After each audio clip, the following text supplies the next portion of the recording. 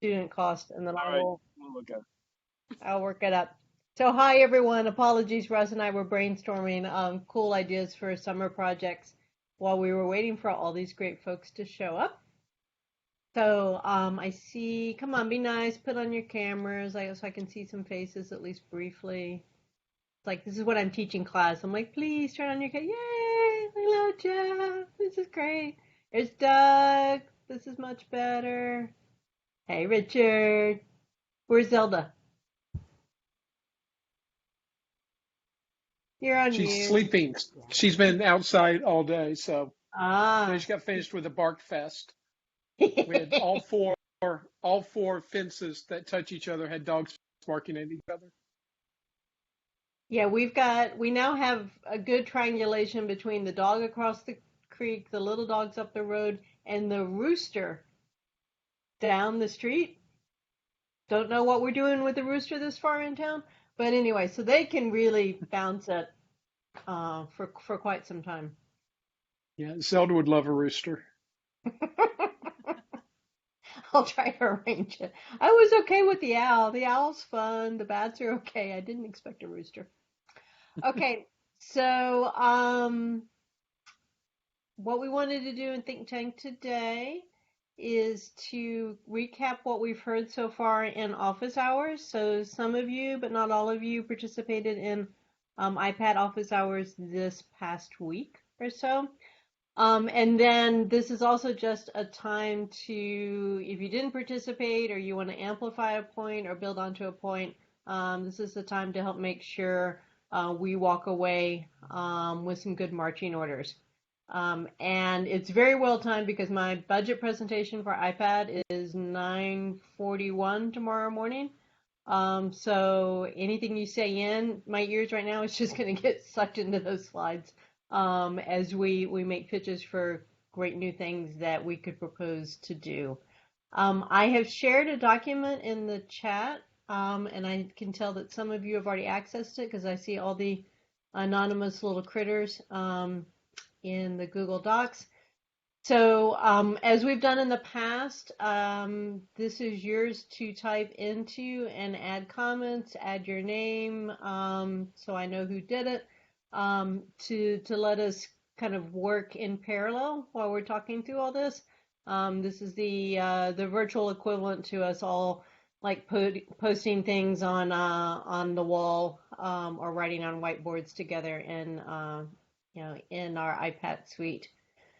So for those of you who don't know, the way office hours works is we have these 30-minute slots that people sign up for, and they meet many members of the IPaT team. So there are a number of things that happen during office hours that I'm not trying to capture today because many of them are, see, Richard? Many of them are, this person needs to meet this person, needs to meet this person. And so we do a lot of connections and handoffs just during those discussions. I'm not going to win this one. But what we also start to do is to identify common themes that we're hearing folks suggest that we should look at. So the 5 things I have in the mix thus far on the document are first, common technology needs. So this tends to evolve every year, as Matt and his team know. The kinds of technologies and research infrastructure that we can provide. So these are a couple of examples that we heard this year. And I'm going to let other people who are in the mix of these discussions explain these, especially while I get the dogs to stop barking. The second one is there's a huge amount of interest about building out and networking our student opportunities. So this is also a great way that we could connect today to talk about other student engagement or things that we would like to see. So we would like to have really branded IPaT student experiences all year long. And we do lots of great things that I think we underbrand or apparently I don't even know about. Thank you, Russ. So I think there's a way to pull all of this together. Related to that is connecting our researchers with STEM outreach opportunities. And so when I mean this, I'm really talking about K to 12. And either that is through the programs that are managed by GTRI's STEM programs are through our connections to Seismic. And so one of the questions for us might be ways of bringing that together. So Lee's on Lee's here, so she can describe that as well. Last two, and then I'm going to stop talking, and we'll go through these and add more. We always need ways of learning about what our faculty and students are doing, the work they're doing, so that we can go out and pitch it to potential partners. So Shiva does this pretty much full time. I do this a bunch. Pretty much anyone in the IPaT leadership team is always pitching ideas to potential partners and sponsors. So we're always looking for ways to help make those matches happen, and to help steer those conversations and to help give us great ammunition. So two of the things that have come up recently have been about these IPaT video projects, research reels, so that we can promote people's research, as well as hosting workshops with partners, such as like the CDC and SHOA and others, to help find mutual opportunities for exploration. A lot of these partnerships require someone on the other side to be a co-sponsor of an idea, and so this is a way to tee up that interest. And then the last area is we heard repeated suggestions for how could IPaT help incubate and build out new research programs. So ones that came up in the past week were around the future of machine learning in the aware home and robotics, about our future work portfolio as a whole, with an emphasis on assistive technology and the relationship to health. Interest in how we take all these lessons learned from telehealth, and from the past year, and then do kind of the policy and technology work to make them sticky as we go forward. Continued interest in human-centered AI, and then especially with an emphasis on the human technology frontier, a bunch of things around crafting and self-prototyping. So the dogs are quiet, but I'm going to stop talking anyway. This is really kind of a Jeopardy board for asking questions, adding more suggestions, as well as suggesting entirely new things that are not captured by these 5 buckets. But this is what we have put together thus far to really synthesize the things that we've heard. So hopefully that's the shortest pitch in IPaT think tank history, but really opening this up for community conversations the rest of the way.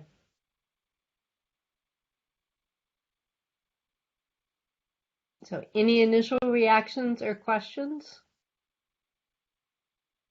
Otherwise, we'll go through some of these in order, which means, Matt, I'm going to be pitching to you first to kind of unpack around common technology needs and any other questions that people may have around that.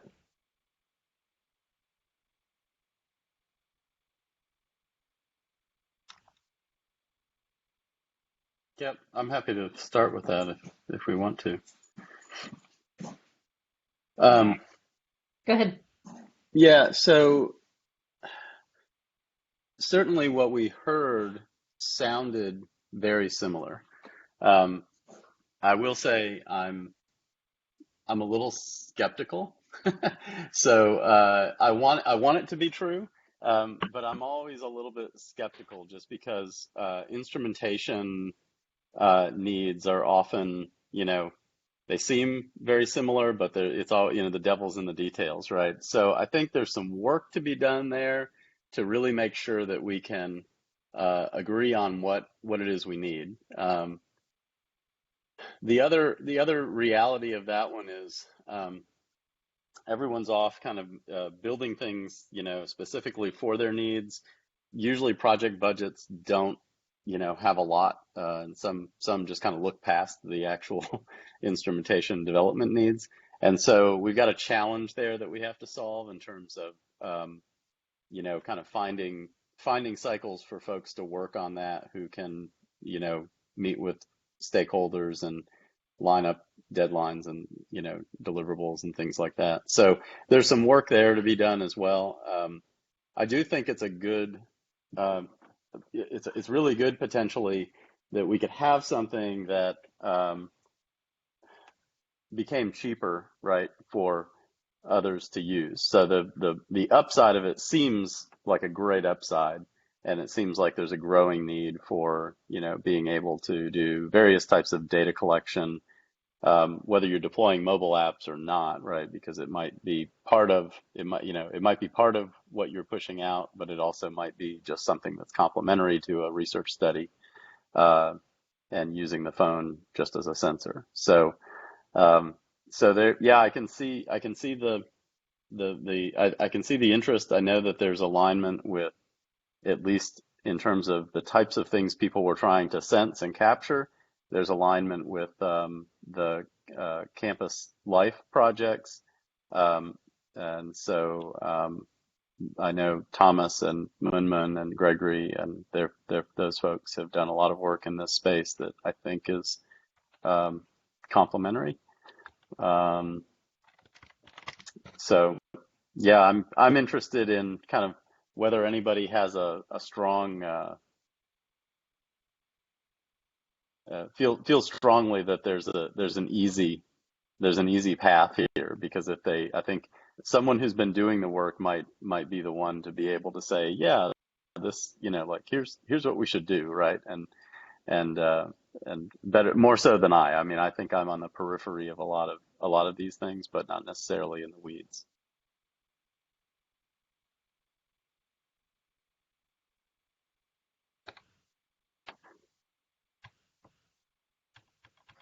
Yeah, I know Peter's not here today. I think he's involved in this phone-based sensing platform, but I Hmm. was just surprised by all the projects that got online that said, yeah, we need to know where people are and be able to get information about them via their phone. And so some of it was knowledge how to, but it looked like if there was, especially if there was a well-designed privacy secure way of doing that, um, Right.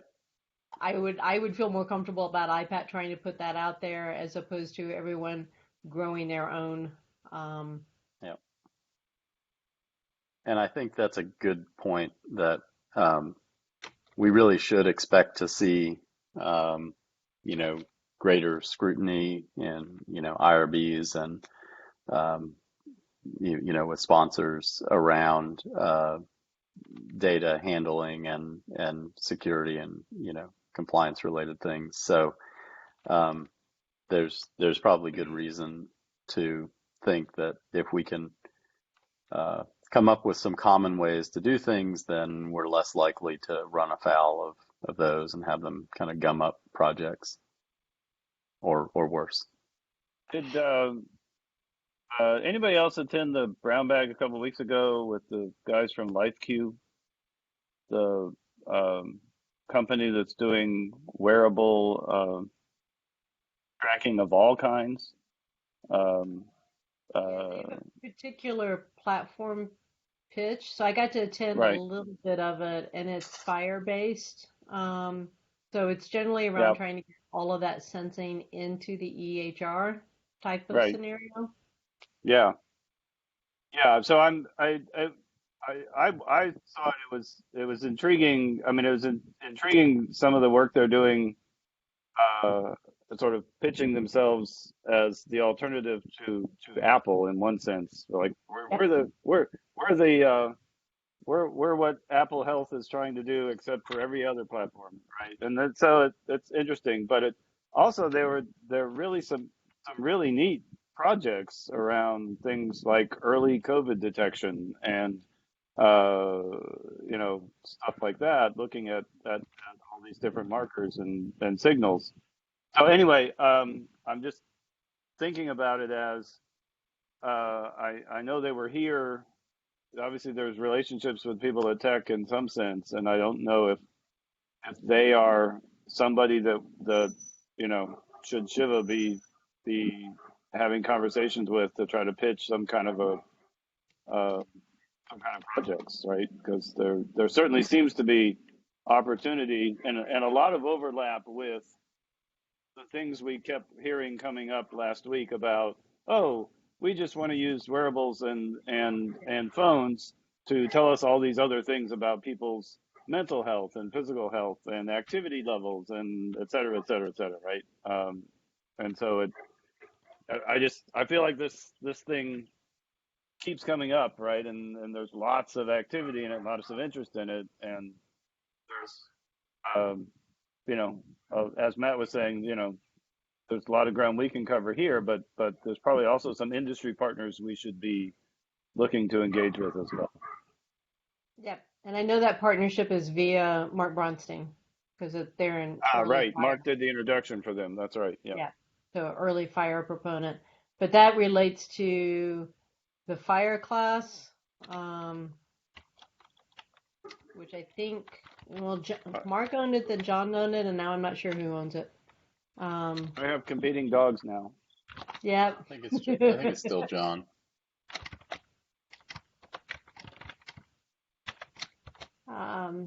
So that would be another way to think of that. And well, I guess one of the questions, so I also wrote down Thomas Plotz, given all the work that they're doing with wearable and Yeah. camera and phone-based sensing.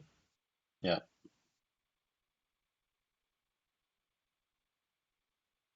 So pushing further, the one that I don't know how to summarize it, Matt, but I see that Clint and I think Jeff brought this up as well.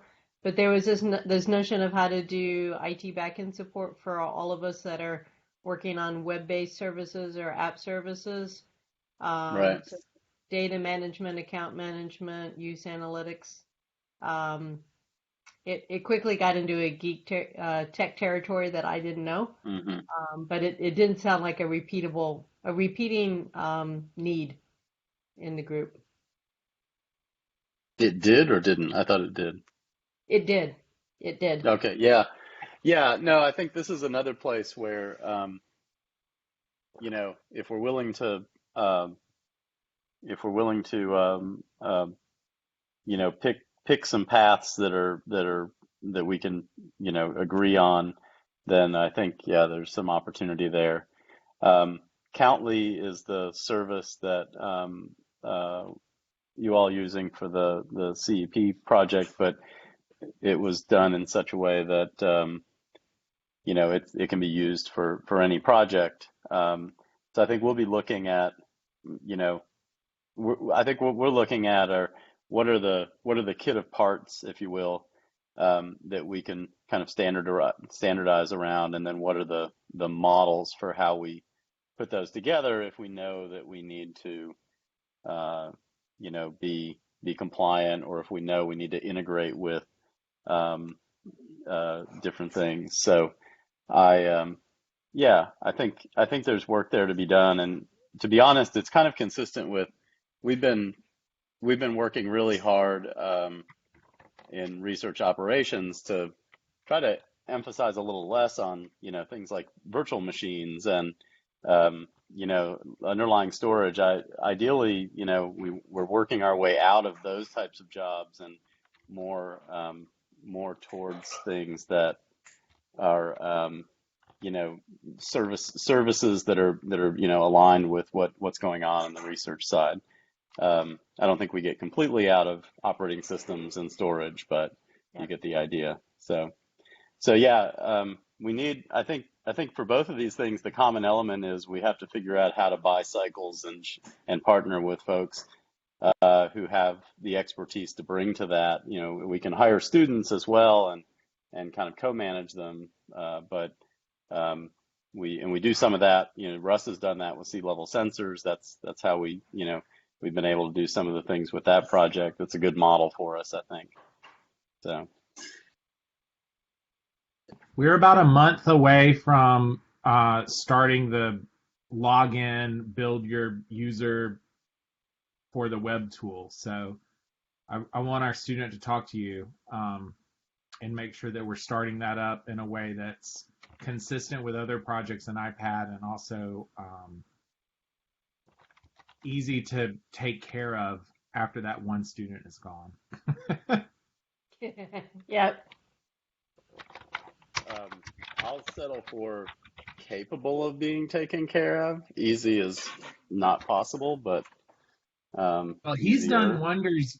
He's done wonders with the web tool in just a month. I've got a little video I can show y'all if you want to see, but I'm so happy. I've been wanting to see this come together for about 9 months now, and he's like whipped it Awesome. together in about 2 weeks. So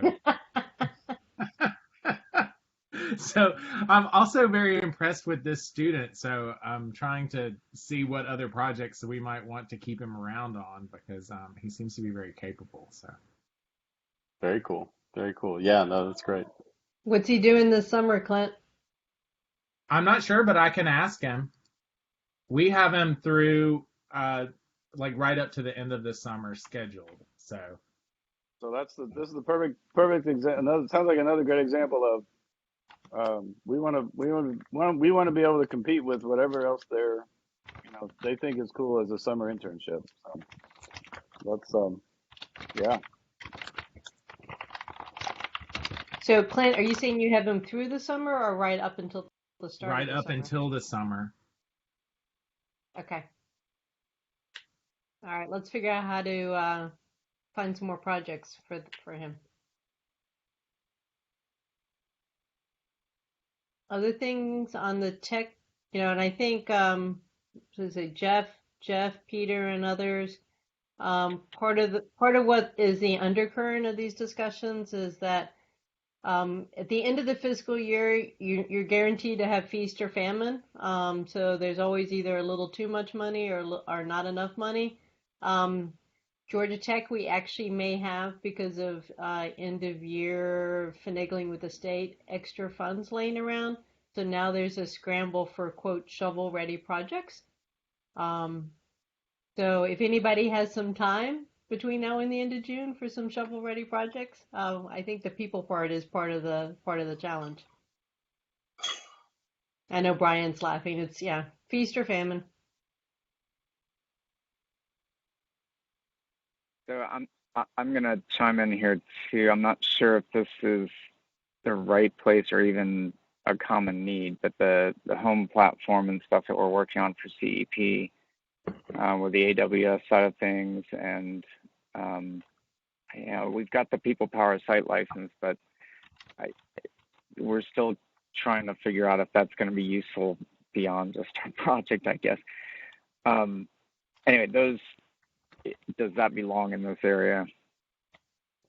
No, I thought of it too, Brian. I was wondering, Yeah. especially because part of the reason we justify getting people power was that other projects would use it, but I don't think we've turned the corner on that. Okay. And Right. then the AWS data storage. Yeah, I'm actually hopeful that a lot of that work is going to be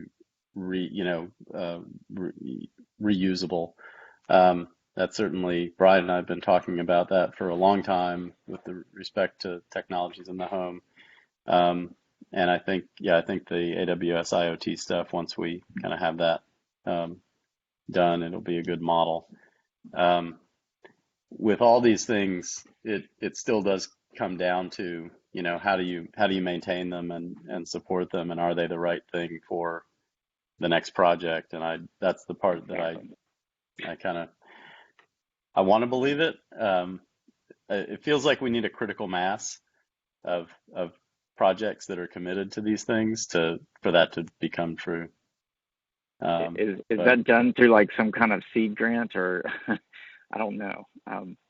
well, I was going to say that I absolutely think that seed grants and other types of things, if we can bring together common needs, and even more so if we can do it in a way that ties to student engagement, then I think there's definitely good opportunities in that space. It's easier to justify if it's 2 or 3 sponsored projects that have similar needs. It's pretty difficult, right? If we can tie it to student needs, then, and that's where the fire stuff is interesting, right? Not to mention just working with healthcare data with as many healthcare partners as we have. I was going to bring up one other one, Beth, on the technology side, which is I didn't learn about until, well, I think I had heard about it, but I didn't understand it was a common need.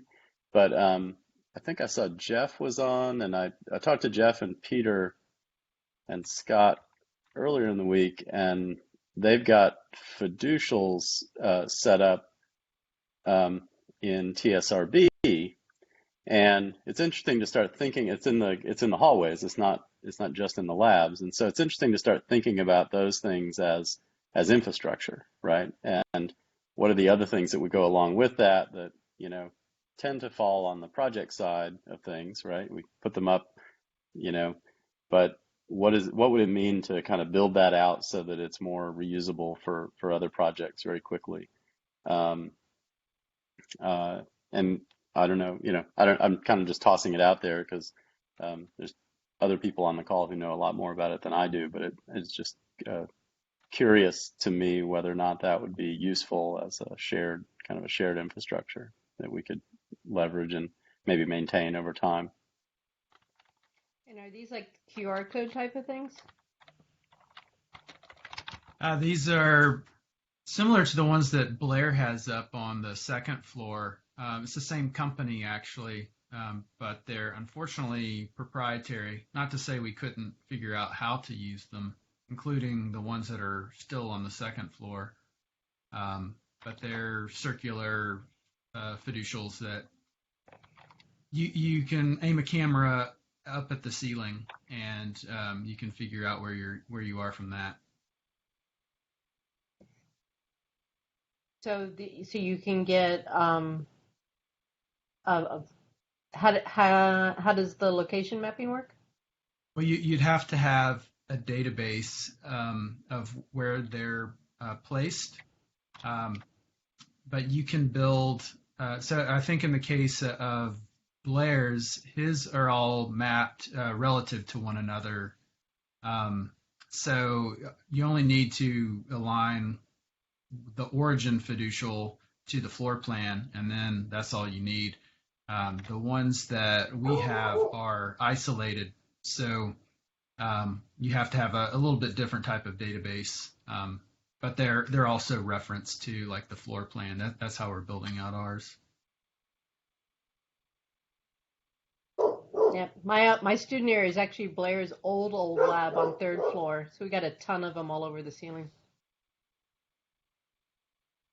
So I think what would be interesting with that, Matt, would be we've talked about the experience of the human technology frontier, especially how we turn floors 1, 2, and 3 into this kind of Yep. interactive experience. I was thinking that's exactly where I was kind of going with it and I don't think it's just fiducials, right? I think that's just kind of what kind of popped out, but I think you were also talking about ways we could activate the first floor as much for demonstration as for research. I don't think the boundaries there have to be hard boundaries, and the better if they're not in many ways, especially if we're trying to maintain things. So yeah, I think we we could imagine a fiducial plus Bluetooth LE plus maybe some audio capacity, right, that we could wire together and have throughout the building. Now my dogs are getting into it. Sorry, I'm laughing. I'm still remembering the Beware home. Mm. So next fall we'll have the Beware TSRB. All right, I want to push us forward to make sure we talk about student opportunities a bit more. I see some folks pushing in, dropping some comments in. So, the connection between 2 and 3 may be a bit arbitrary, but there was a lot of discussion in office hours about ways of building out and supporting the student opportunities that run through or connected or adjacent to IPaT. And so number 2 is really thinking about, I guess, the Georgia Tech centric ones, and number 3 is also connecting to all of the STEM and outreach opportunities. And I know Lee is on the call as well. So just kind of looking for additional comments or ideas or wishes or opportunities coming from those folks. And Lee, you may want to chime in as well.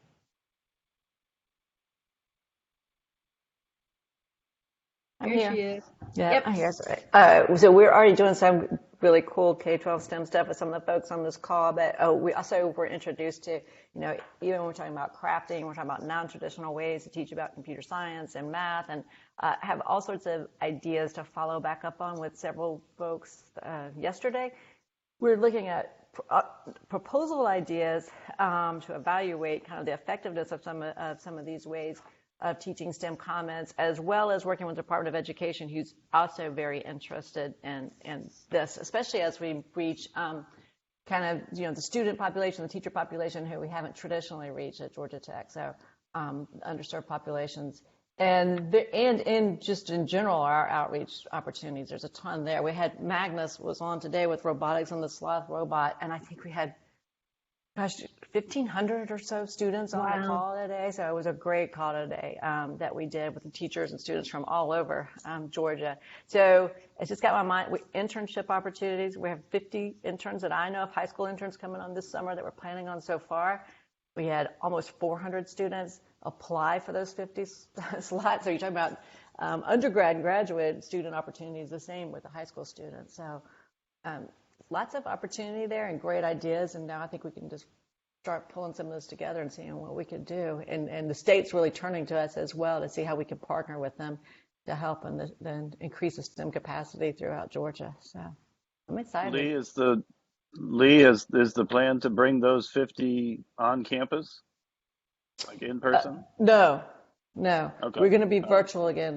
Last year was our Okay. first year we did a virtual internship, and we're going virtual again this year. We're not ready yet. Yeah. I assume so. Just making sure. Yeah, exactly.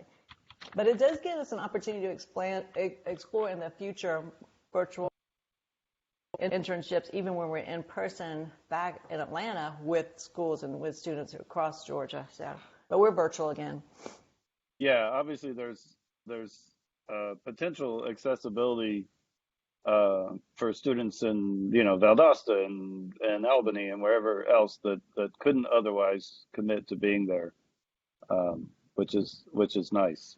Yeah. If we can figure out how to make that work. Yeah, exactly. Having the mentorship, so having them connected with the supervisor, the mentor, and in some cases we also hire. In the past couple of years, we've had 4 educators who worked with us, and that may be a way to do it, is that we hire an educator on a temporary basis over the summer who can work with interns in that area with us. Yeah, so there's different ways that we can explore that. And Lee, remind me again, I know you said it, how many you guys selected out of how many? Well, we're in the selection process right now. There were almost 370, I think, that applied, the last number that I saw, and we're planning on placing 50. Last year, I think we did 55. It may go up to 55, but we're planning on placing 50.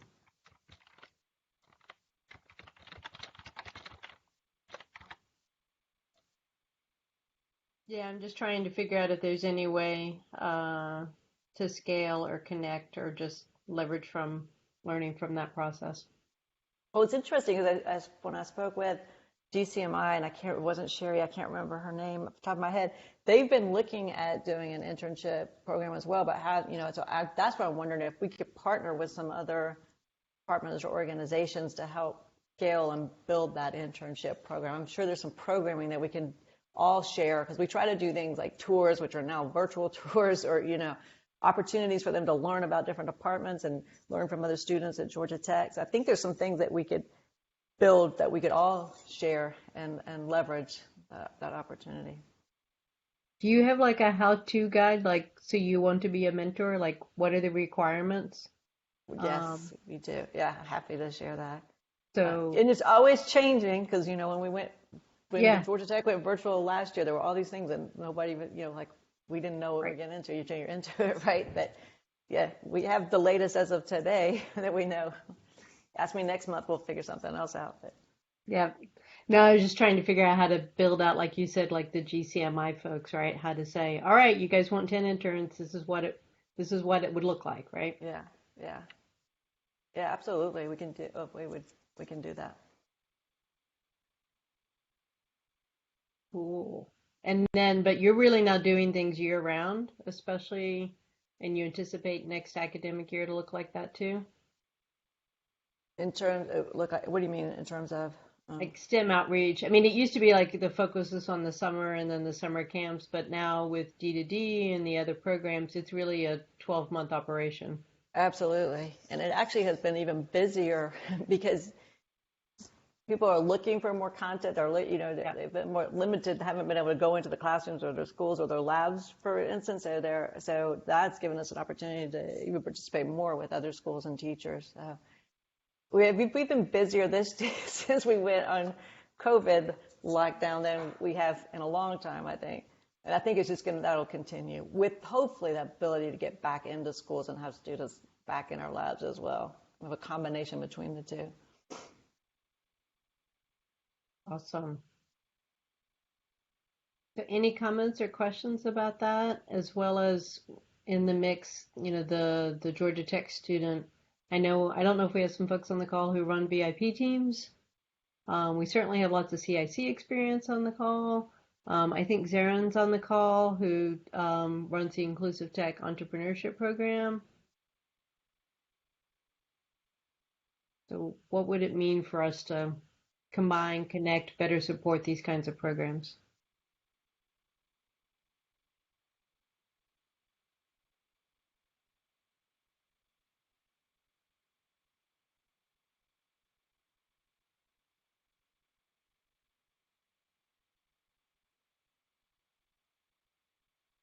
So Faith, what are some of the things that you guys have been doing with CIC folks?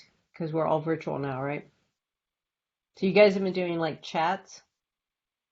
Yes. So last semester we did like a series of chats where we kind of did open conversations with people where they could just drop in and kind of talk about projects, how they could connect to the convergence areas. This semester we're doing a little bit different focus, so we're letting people reach out one-on-one and kind of curating. That is, and then we transformed the whole conversation virtually. So that might actually continue to be the case even in a post-pandemic world, that some elements may continue to be virtual and in advance. So we kind of have, where before we would have that one big open conversation where we would invite most of the teams to attend, we have shifted where we have a bigger group of judges who can participate from anywhere, review all the projects, and then we invite a select group to kind of have those one-on-one interactions with kind of finalist judges. So that is how we've transformed it a bit. So are most of the students forming project teams because they're finding each other in mobile apps and services? Matt's shaking his That's head, that's a decent, yeah, I mean, that's a significant number of them. Generally more teams in the fall than in the spring. In the spring, we tend to pick up more from other classes or from just, other folks. Yeah. I will say, when we're thinking about the student space,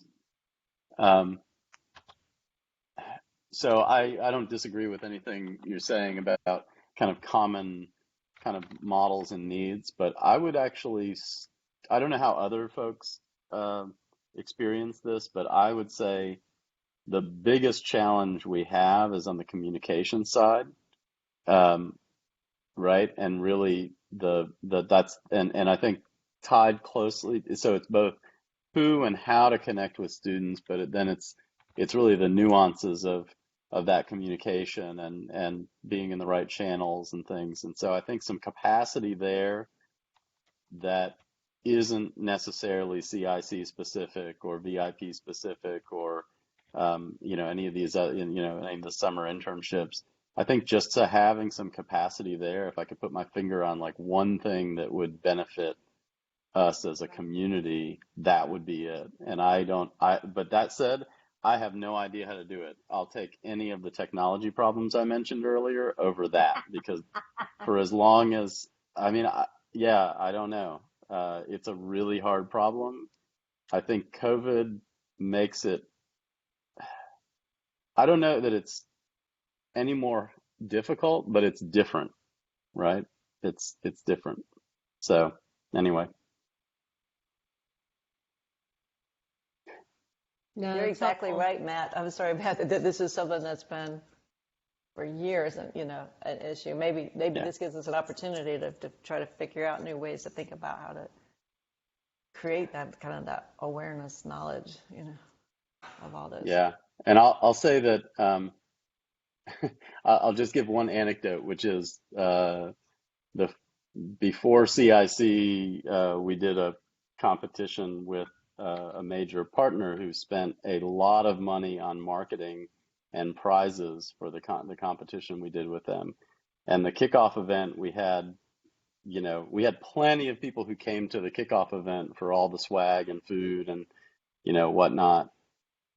But none of that translated into actual teams that were committed to doing anything. So I don't think this is about money or flash or glitz. I really think this is about like that nuance of how to have meaningful engagement with students. Not that promotional stuff doesn't help with, I mean, I think it does, but that's not necessarily Yep. the most important thing. Yeah, I know. I was just trying to, when I was talking about Flash, like kind of raise the prestige meter from the perspective of competition and bragging rights and all that kind of good Yes. stuff. But Yeah, I totally agree with that. And maybe it's about, access to resources, but I think it's interesting that in a lot of the places we play in today, it's not as important to like access to resources. It's relatively cheap to build really cool stuff these days. And so that's one of the differences from, a decade or 15 years ago when, man, if you had a lab full of kit, then you were yeah, it, right? yep, Yeah. Um, No, I think today, so the vibe I'm getting from students that, and of course, these are the students that applied for an SLS, Serve, Learn, Sustain. And that was interesting. But the vibe I'm getting more and more is, so we're never going to compete recruiting students with money. Google can always pay them more. Um, and but what we can compete on is working, playing a meaningful role in a meaningful project, right? Actually being able to engage and contribute to something that matters, and not sitting in a lab. That doesn't mean sitting in a lab, soldering and collecting things. It means actually this community engagement side, right? Working in the health space, working in the education space, working in climate change or environmental justice or um, um, the any of the other civil justice related aspects. I I think that is our card to play uh, in recruiting students to work for projects at IPaT, right? I mean, we do cool, impactful stuff, and we want students to deeply engage and contribute to those, not just be someone sitting in a lab, going to a few meetings and claiming they were part of the project. yeah. Um, and so I think that's what we have. That's what we have to sell, and that's what we have to figure out how to advertise correctly, right? And get the right students to know that we're an option, because there are. I know for sure there are thousands of students looking for those options. Yep. We just aren't on people's radar for those options, right? Necessarily.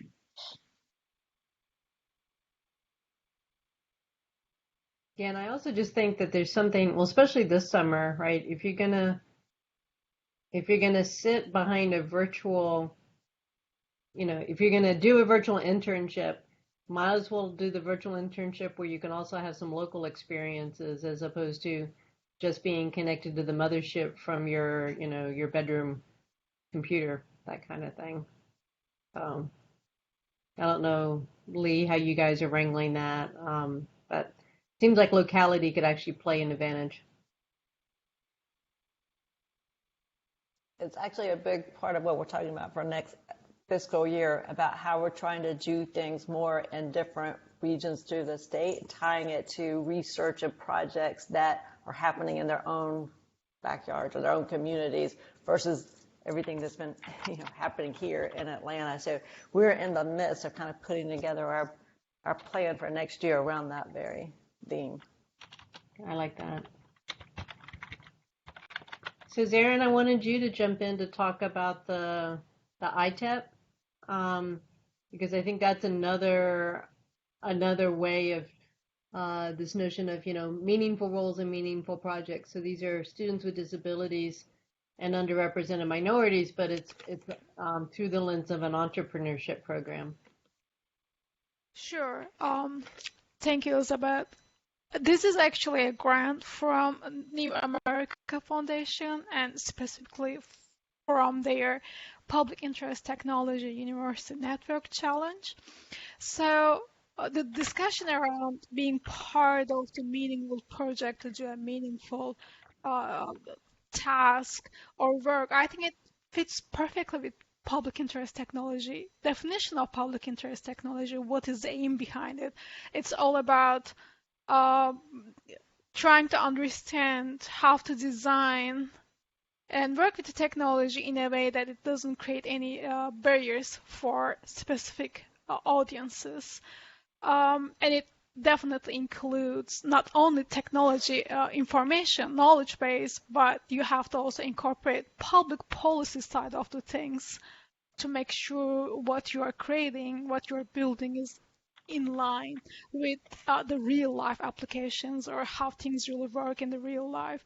What I am trying to do with my project, my grant, is that having a year-long project for specifically students with disabilities and students from underrepresented minorities to first learn about public interest technology, gaining them, giving this information of what is equity, what is advocacy, how you can be advocates of your own community. And then they will have mentors throughout their training, then they will have externships. And then at the last 4 months of their time with me will be spent on them understanding how to create businesses, how to do the startups. So it's actually an integrated career development program for those students. It's a little bit experiential. That's the year that we also learn and figure out what is the best way to make it happen. But my expectation is this. I have 50 plus applications at this current moment. Today is the last day of the student applications, and we will choose 15 of them. And those are not only students from Georgia Tech, those are students from Georgia State, Clayton, and a couple more universities, since this is open to students who actually go to universities located in Metro Atlanta.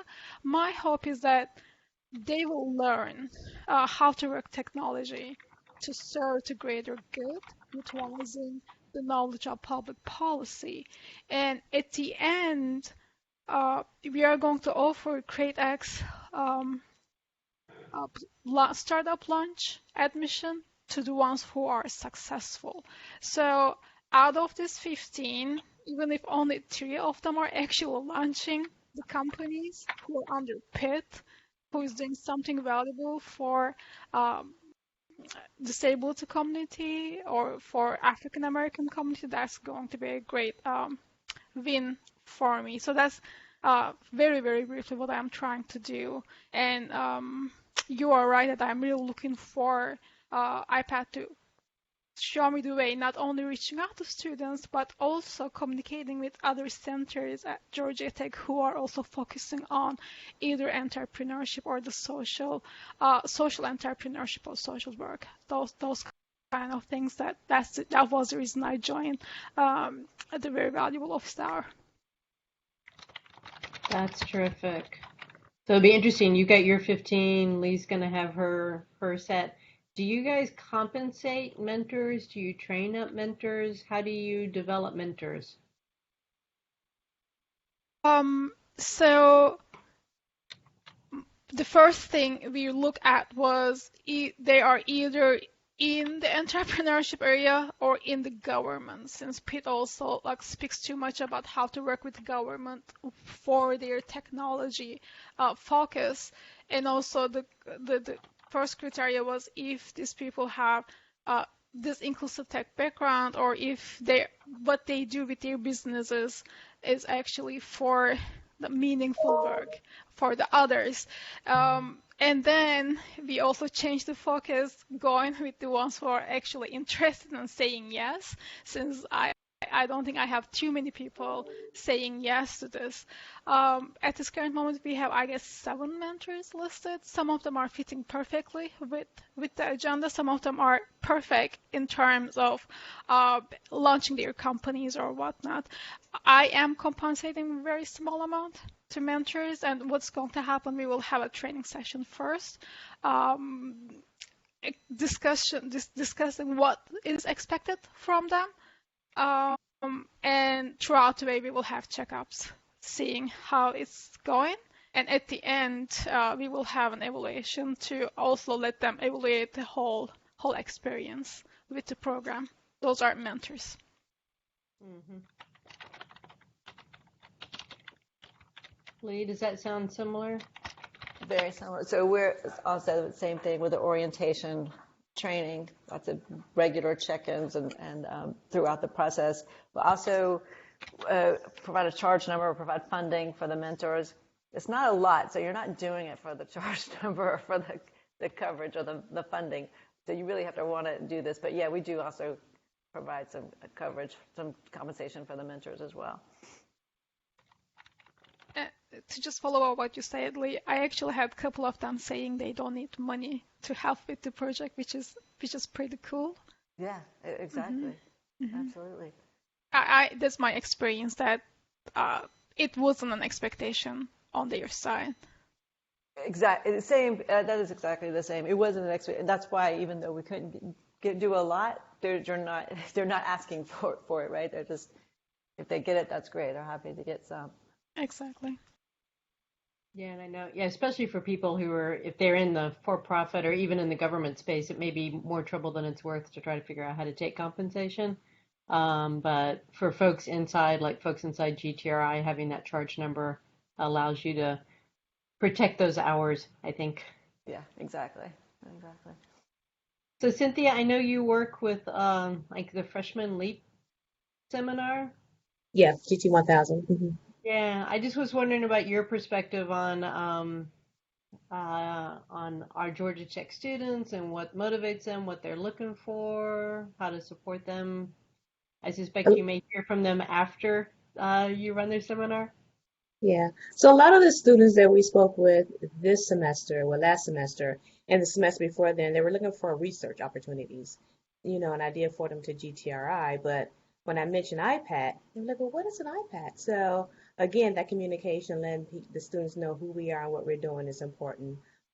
They just, and it's interesting, once upon a time, we can provide them with food and money, but now they're really looking for some meaningful research. So, anything in AI, anything that's the new hot topic, they really want to get involved in. So we just got to find that mode of communication so people can know, that we're out there and that's what we're trying to do. I think it's going to be phenomenal if students actually, come on board. But I think a big key is mentorship too. Like, who do we get to mentor these students? And is it going to be internal or is it going to be external? Because they're also looking, once they graduate, what that looks like. Georgia Tech students are a hot commodity.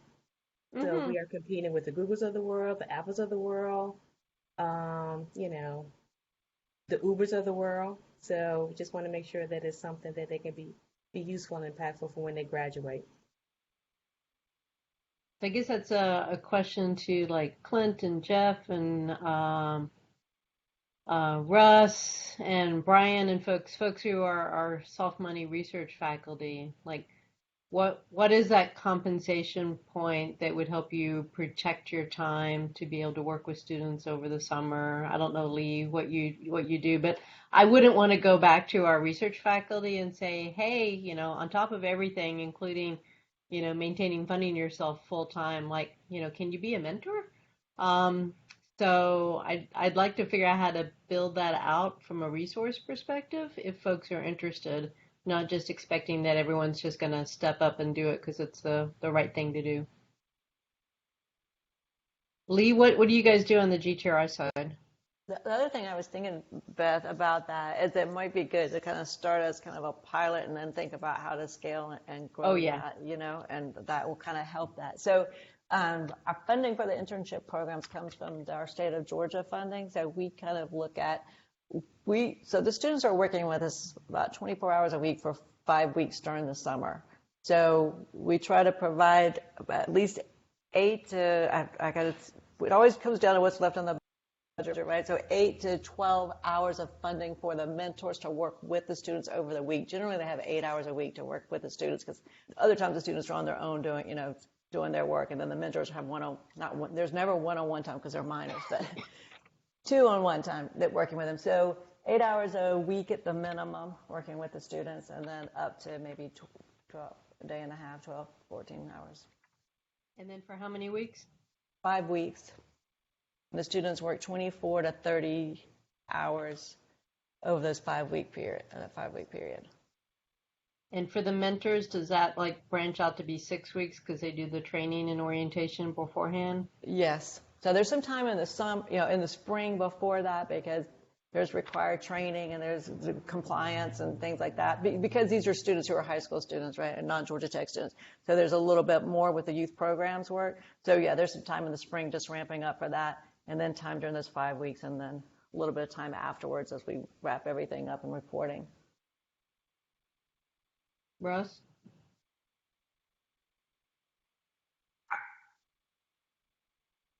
This is off tangent. I'm going to be an old grumpy cat, but Lee, so do GTR employees have the ability to do this accounting themselves? And the reason I'm asking is, it takes me more than a week of my time to have an SPD change made for me. I'm serious. I can't justify charging like 8 hours of my time to a different project because it takes more than 8 hours of my time to make that happen. So let me tell you this. And I know this is a tangent from what you're trying to cover, Beth, but I'm trying to figure out how this works. It's actually important though, Russ, because the key is that there's a small group of people. There's 2 or 3 people, me, Teresa Boston, Eric Maxwell, who's managing the process for all the mentors and the interns. So we're taking all that load off of them, and then we're saying, do you have this amount of time? Here's the charge number. Like we get it cleared by their supervisors. Make sure that we have all the approval. We try to take as much of the administrative load off of them. All right. Okay, that helps. That makes sense. Thank you. Yeah. Thank you. So if you've got a core small group who can manage the process and then make it easier for the folks who can spend that time working with the students. Yeah. And Beth, I think, and pointing at Shamika, right, saying, doing this, for instance, for the IMTC research faculty, and this creates workload for Shamika to make this happen, right? And I don't want to discount that, right? Because it is a lot of work. Yeah, if it were for It's Teresa awesome. Boston I and want Eric, to make it happen, right? It's awesome. I want to make it happen. I just want to be realistic about how much it can create. Yeah, that's part of why I'm asking. Thank you. Hey Lee, quick question. For your students that are high school students, did the mentors have to go through that training program where everyone had to get a background check? And okay. Yeah, That's all not of that, and we cover that, the time and the cost of that through our program for the state funds. So it doesn't come out of the mentors department or their unit or whatever. We take care of that, but we also kind of all that record keeping and all that we manage that for them, kind of take that load off. Okay, so all of that still exists even though we're all virtual because Yeah. There's even more now that we're virtual. Oh no.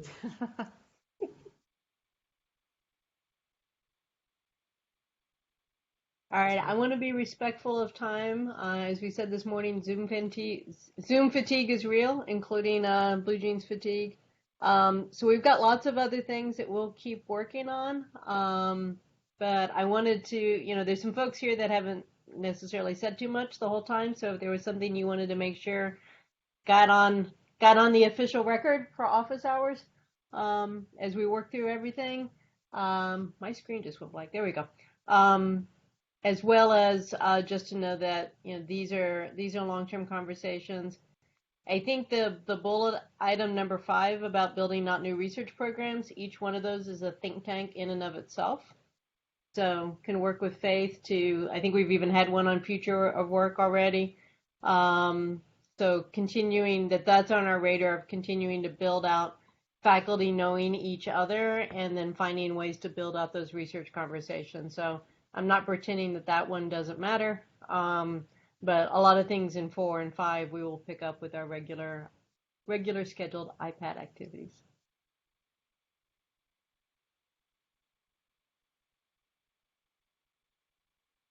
So any more closing words, closing ideas? Last minute volunteered to lead, to be a mentor. Have you guys started running the background checks already where are you in that process? So where we are right now in our process is that we're in the process of recruiting our mentors right now, which means that they have to submit a project description, a brief project description, which we have to approve and all that kind of stuff.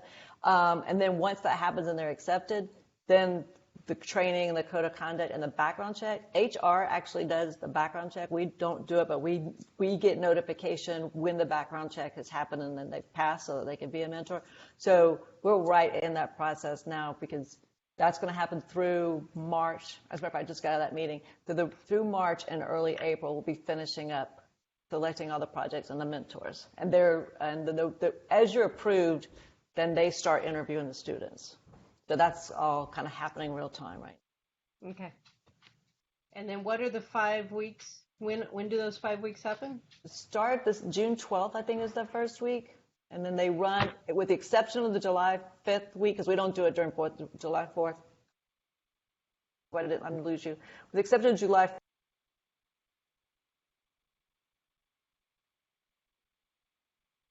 I'm losing Lee, and I don't know why I can see her. So it sounds like mid-June to the end of July.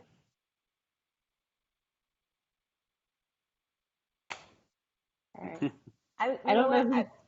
I was fine all day, and then my son came home from high school, but before his soccer game, and then he must have turned on every electronic in the house, everything, eating all the bandwidth. So sorry, with nothing July 4th week. So we skip a week, and then so 5 weeks starting June 12th.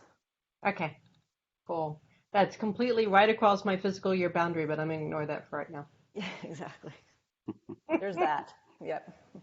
Same. That's double the SPD fun. Shamika can do it. What else are we doing this summer, right? Lee, do you have sample project descriptions?